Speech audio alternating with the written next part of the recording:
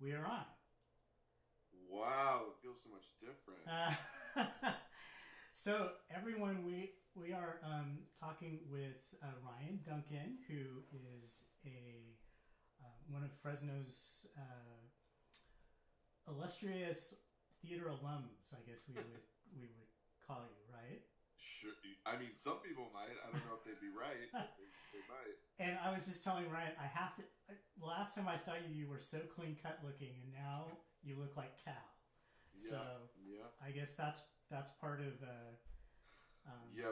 doing One the of the role. prerequisites, very long hair, and I'm lucky I get to look as good as I do because they wanted it to be worse. More scraggly, huh? Yeah. Okay. So I thought we could start with you just telling a little bit about the tour and when you joined the tour, how long have you been on it, those kinds of things. Sure. We started rehearsals in September of last year in New York, and we rehearsed in New York for about a month, about 4 weeks or so, and then we went to Cleveland where we teched. So we had a couple more weeks of tech in Cleveland, and then we had a few previews, and then we opened. So we've been open for about a year now. We've done yesterday was our 402nd show. Wow. Yeah, kind of crazy. And yeah, so we've been going strong. We're booked for at least another, till like August, I think, of 2019. And it's supposed to go longer, maybe. They're not really sure yet. Depends on if they can sell it or not. But yeah, we just had a sort of a major cast overhaul. So we've been putting in new people, and Mm-hmm. so that's keeping it fresh for the second year. Mm-hmm. It's pretty great, having a good time. So how long do you usually stay in a city? This tour we do mostly week sit downs. Okay. Um, we're in San Francisco right now, but it's a big market, so we're there for a month. We were in LA for a month. So the bigger places will, if they can sustain that sort of model, we'll be there for a little bit longer, but minimum of a week. Okay. Yeah, Okay. mostly. So what was your like prior exposure to Waitress before you got cast? Had you seen it on Broadway? What? I hadn't seen it on Broadway. I think when you're an actor in New York, you sort of keep new shows come in. You keep an eye out Mm, for people that look like you and parts that you could maybe play at some point. And so I sort of kept my eye out for it, and I saw um, a breakdown for it, and I asked my agents to get me an audition. And yeah, so then I had to convince them, and then I got an audition, and they actually sent me to the show. So I went into audition, and then the casting people came out and said, "Have you seen the show? Like, can you go see the show?" So they sent me to see the show, which okay. is a good sign Okay. usually. So that's when I saw it. Yeah, yeah, was after they sent me. So do you feel like when you connect with a national tour like this, do you feel like you have an opportunity to kind of give a different take on the character, or is it pretty prescribed what they want you to Um, be? I would say yes and no. I mean, we're doing it. It's weird to do a new show that's already existing. So Sure. it's new and nobody else has done it, but there's already a version of it. So uh, you kind of have to pick your battles a little bit. I Mm, think is the key to that, because we had the original creative team in, and obviously they like what the people are doing on Broadway. sure. Sure. So you don't want to go completely the other direction of what's happening, but you can sort of pick your battles to where like you can add your own little thing here and there. But it is Broadway's a bit of a machine. It's like they want to be able to run this show forever and just keep plugging in people. So there is a sort of painting inside the lines kind of thing, but you can kind of ride the line a little bit. Sure. Sure. Yeah. So how do you describe your character? Oh, Cal. He's gruff, a gruff exterior with a softy interior Okay. that he doesn't like to show. Okay. Okay. And you have struck me when I met you in person as not being a gruff and grumpy guy. So, do you kind of is it hard to get into character for that at all, or? um, I think I'm like a sarcastic person, Hmm. so I feel like I sort of took that my sort of sarcasm and turned it into gruffness. It's in some ways it's a little bit easier for me because if I'm in a bad mood or if I'm tired, I don't have to go out on stage and smile and be like, "Hey, everything's great." Right. So, in one regard, there's that. A lot of times in the show, though, um, people face upstage and I face downstage, so they'll think that I'm in a bad mood because they're like, trying to get my attention and smiling and laughing, and I'm still like, "Brr." But it's because I'm facing the audience, so I can't just like smile. So Right. I can't join in with everybody's reindeer games on the stage because I have to stay in character because people can see me. So that part's a little not as fun. Sure. Okay. Okay. So, what is the reaction to Waitress on the road? I know that they bake a pie in the Broadway version. Yeah, Do they do that with? they do. Yeah, they pump like pie smell. They make Okay. a pie to sort of varying degrees of success because Broadway lobbies are a lot smaller Sure. than sort of like if we're going to like a big civic center or something. But they do it every show, and they also sell pies there, like little with like in little mason jars that are very Mm-hmm. popular. People love Waitress; they love it. Mm-hmm. Um, we've been selling out most places that we've gone. Um, we have tons of people at the stage door just like waiting for us. We have huge fans that follow all of us online and like are constantly uh, you know tagging us and writing to us. It's kind of amazing uh, how the story and Sarah Bareilles' music have sort of captured these uh, people's hearts in Mm-hmm. some way. So it's a very warm show. It makes you feel good. It's also kind of a surprising show in a way because there's some twists Yeah, that some yeah, people might not be expecting. sure. Yeah, it's sort of like a place where if you go see Phantom of the Opera or something like that, you don't really know people like the Phantom. You don't really know people. You don't really see that kind of thing. But like when you come see our show, we're just sort of regular people that I think it's much easier to map people in your lives over us and see those kind of characters and relate a little bit easier than going to see a different kind of Broadway show. So I think that puts makes it a little bit more accessible Hmm. because of the realness of the characters. Yeah. And it's not a really high tech show, so you don't have to. You're not competing with big special effects and. Yeah. It's pretty. It's a pretty small show. We travel with 6 trucks, so that's what all of our set goes in. And I think the last time I checked, Phantom had 21. So it's a little bit smaller Mm-hmm. than something like Phantom of the Opera. Right. But we do have a lot of automation, things like that. But just no like, pyro or Sure. Sure. crazy dance sequences or anything like that. It's really about the story, the people, and the music. Yeah. Right. So, have you ever been on a tour this long, a national tour? No, I have really bad luck when it comes to tours. All of my tours that I have been on before had sort of like prematurely closed. Oh no. So I was very leery coming into this one, and everyone was saying like, no, it's a big hit, Sarah Bareilles, And I'm like, well, I did these other ones, and they were all supposed to go forever, and they didn't. So I'm sort of I haven't been on the road for this long before, but only because they didn't do as well. Okay. The other shows,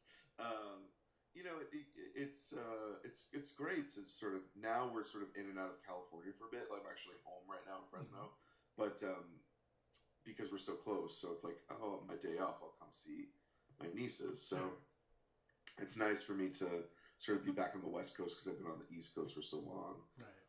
Yeah. So what did your nieces say when they saw the facial hair? Every time my nieces have seen my facial hair, they have said things as, should we get some scissors? Did you know you could cut your hair? And when are you going to cut your hair? Now, remind me, how many nieces do you have? 6. 6 nieces, no nephews, just no, all girls. all girls. Okay. Yeah, they're not too. Other than my hair is long and they like to put barrettes in it now. Okay. They like that part. Okay. But they don't much like the rest of it. So when you think back to growing up in Fresno, was there a restaurant or a place that reminds you of Waitress? Is there something somewhere that that's interesting. comes to mind? I would think. Sorry, my parents' house.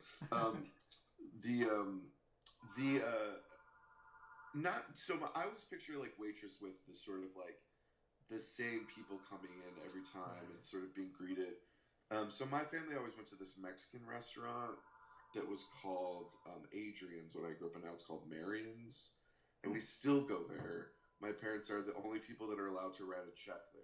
Oh. Because we've been going there for so long. Okay. So they, so I would say that like more in the sort of greeting you and knowing you and catching you up on your life real quick kind of a place, which I sort of think the Waitress Diner, Joe's Pie Diner is like that, where it's always the same people coming in. Right. And you know them all, So did you go to Chicken Pie Shop at all?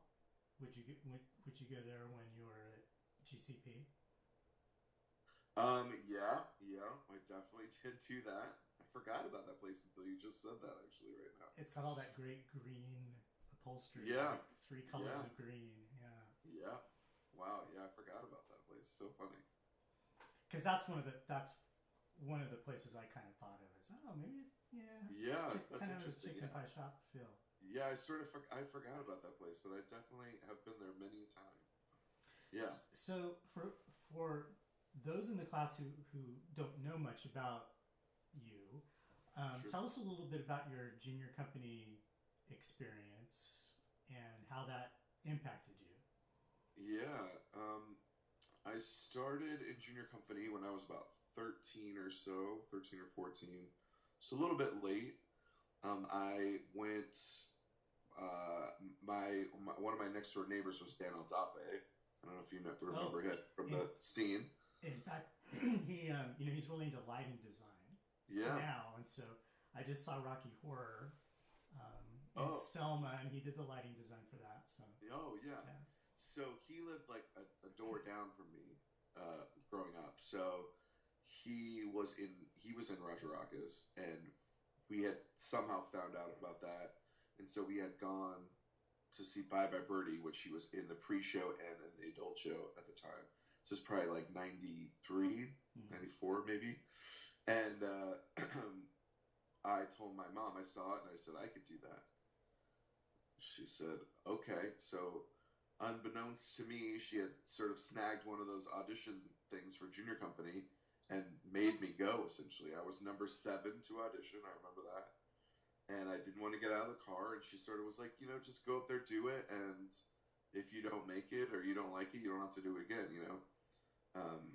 And so she sort of, and then I just never stopped. I did all of junior company until they kicked me out, until I got too old. And I did a lot of the main stage shows. Junior company was great for me. I played sports and was doing that sort of track for a long time, and then had sort of done theatery things, but never really like thought about it that much. but then I did junior company, and I was just that's all it was, you know. And I just never stopped. I was never like. I always say that like people in New York it's sort of like it's full of the people that hit it big right away, and the people that were just okay in their towns, because the people that are stars in their towns and go to New York and then aren't immediately stars, they can't handle it. They don't know how to do it. Because I was never a star at Roger Rockers. I was always in the ensemble. Not the ensemble's bad, but I was like, that's what I did. I didn't really speak in a show until I was a professional, and I had to sort of learn how to do it. I didn't know that. So you didn't have any starring roles in the main stage? No, not really. I was usually the one that was like, he's over there. I would say that. But,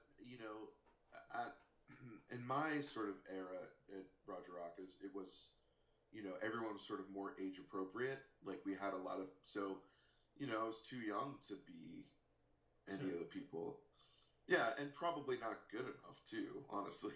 But and I mean, there were so many better people at Roger Rockers and good comedy players when I was there than me, and none of them are doing it, doing this anymore. So it's really just an interesting thing that I've noticed over the years, that people, it's hard to be an actor. It's hard to be told no so many times and try to sort of scrape by, because this is a great job, but they're few and far between at times. So right. So what are just a couple of the professional roles that you've done recently? I've done the Full Monty a few times. That's right. So I did the tour of that, and then I did a few productions of that. I just did a version of Camelot that's been going around. I did some TV stuff. I was on an episode of Bull recently. So that's kind of what I do these days. I did some commercials. And now I've just been on Waitress for so long. And I think when I talked to you last, you were going to be doing was it a Christmas show? Was it? Oh yeah, I did a Christmas Carol. A Christmas Carol, okay. Yeah, I did that for a bit. So just like trying to get any sort of, not any job. I'm not at that point anymore, but a job that I want now. Sure. It's harder to stay in New York and because that's where the big jobs are. So you have to kind of be there. I mean, now it's hard too, because it's like to try to get the next job while you're like on the road is hard. Right. So you have to do a lot of tapes and things. But and are you thinking about that right now? Like what your next job is going to be, or do you kind of get? I think you kind of always have to think about that. I think to varying degrees. Some people are like sort of itching to go, and other people, me, I'm sort of like, I'm happy where I am, but if something equal or better came along, I might do that as well. Sure. I mean, I haven't missed a show yet, knock on wood, so I've done all 402 performances. Wow. So it's a lot, Yeah. It's a rough. It's a rough schedule. I mean, like right now, because we're in San Francisco and we have multiple weeks, we have like a day off. But normally if we're doing a week, we don't really have a day off because we travel on Mondays. So depending on how far we're traveling, our day off might not start until, 5 p.m. Right. So that's rough. Well, I don't want to keep you too long from your Fresno holiday. What do you recommend people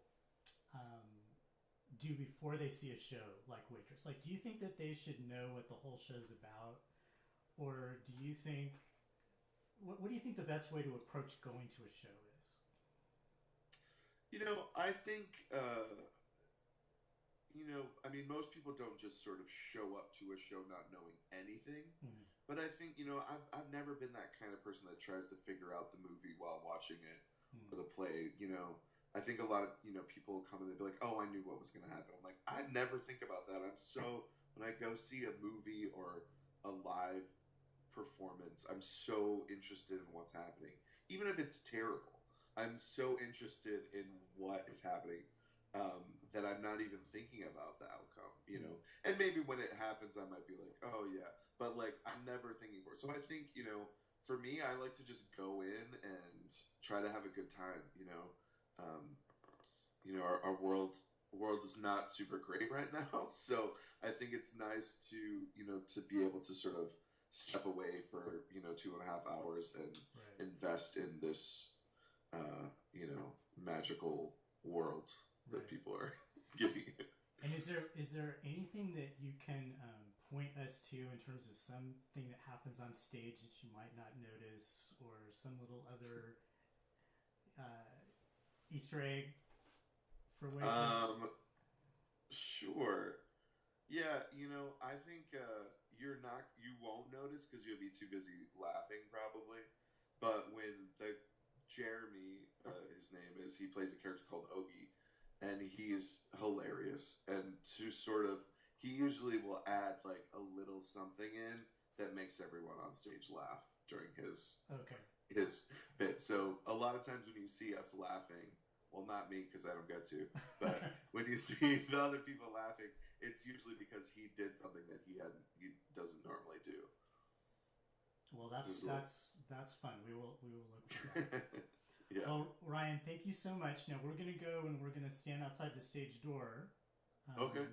So this will be Wednesday, the 7th. All right. So Sure. we will say hi. I will come say hi. Absolutely.